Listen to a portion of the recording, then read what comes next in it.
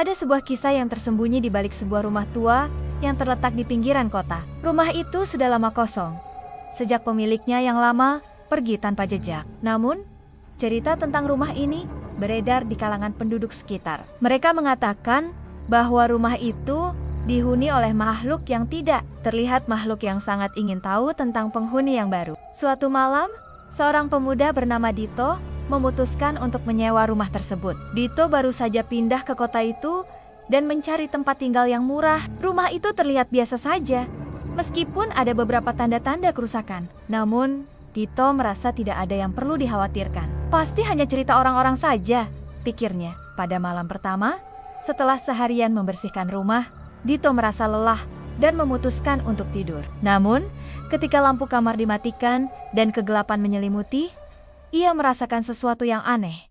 Seperti ada sesuatu yang bergerak di dalam ruangan. Ia berpikir itu hanya imajinasinya.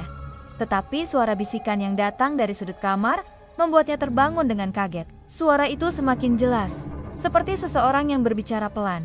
Namun kata-katanya tidak dapat dipahami. Dito merasa keringat dingin mengalir di tubuhnya. Ia mencoba menenangkan diri, tetapi rasa takutnya semakin besar. Mungkin hanya angin, pikirnya lagi.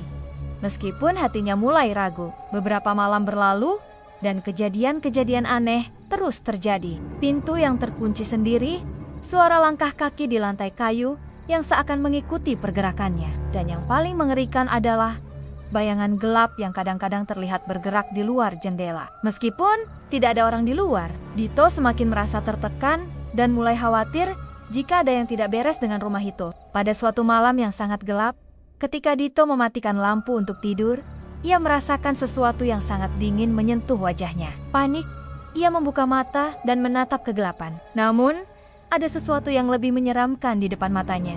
Terlihat jelas sosok bayangan manusia, tinggi besar, dengan wajah yang buram. Dito tidak bisa bergerak, tubuhnya seperti beku. Ia mencoba berteriak, tetapi tidak ada suara yang keluar dari mulutnya. Saat ia berusaha mengalihkan pandangannya, bayangan itu mulai bergerak mendekatinya dan kemudian berhenti tepat di samping tempat tidur. Dito bisa merasakan napas dingin yang menyentuh kulitnya. Sosok itu berbisik pelan di telinganya. "Kamu tahu siapa aku kan?" Dito berusaha berteriak, namun suaranya tidak keluar. Semakin lama, bayangan itu semakin nyata. Dan tiba-tiba Dito mendengar suara dari bawah tempat tidurnya, seperti ada yang merangkak. "Jangan berani matikan lampu lagi," bisik suara itu lagi. Dito merasa dunia sekitarnya mulai gelap. Sebuah cahaya tiba-tiba menyala dari arah pintu kamar. Dan di sana, berdiri sesosok makhluk hitam besar dengan mata yang memerah. "Kamu pikir kamu bisa lari?" Dito pun terbangun, terengah-engah, dan menyadari bahwa ia baru saja terbangun dari mimpi buruk. Namun, tubuhnya masih gemetar, dan ruangan yang gelap tetap terasa mencekam. Ia meraih saklar lampu dengan tangan gemetar dan menyalakan lampu kamar. Ketika lampu menyala, ia terkejut melihat sesuatu yang tak terduga. Di pojok kamar, tepat di sebelah tempat tidurnya, ada sebuah bayangan yang bergerak pelan. Bayangan itu adalah dirinya sendiri, memandangnya dengan mata yang kosong. Dito mematung, terkejut, dan berusaha menghindar dari bayangan itu.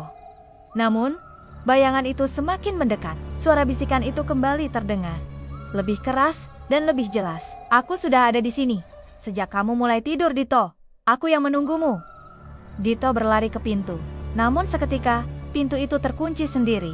Lampu kamar tiba-tiba mati. Dalam kegelapan yang pekat, Dito bisa merasakan sesuatu yang lebih besar dari dirinya. Dan suara bisikan itu semakin mendekat. Ia merasa seperti ada ribuan tangan yang menyentuh tubuhnya, menahannya di tempat yang gelap. Saat lampu akhirnya menyala kembali, Dito melihat cermin yang tergantung di dinding. Di sana, ia melihat dirinya yang tersenyum dengan wajah yang mengerikan.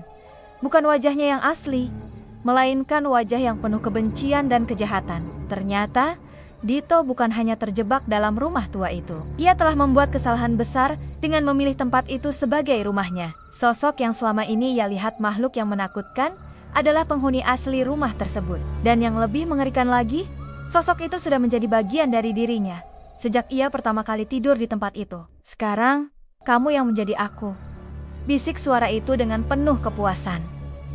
Dito kini tak bisa lari lagi. Ia telah menjadi bagian dari sesuatu yang jauh lebih gelap dari yang bisa ia bayangkan. Dan sejak malam itu, ia tidak pernah lagi bisa tidur dalam kegelapan tanpa merasakan kehadiran makhluk itu, makhluk yang akan selalu menunggunya selama lampu mati. Dan bagi siapapun yang membaca kisah ini, ingat, jangan pernah matikan lampu saat malam, karena kamu tidak pernah tahu apa yang menunggu dalam kegelapan.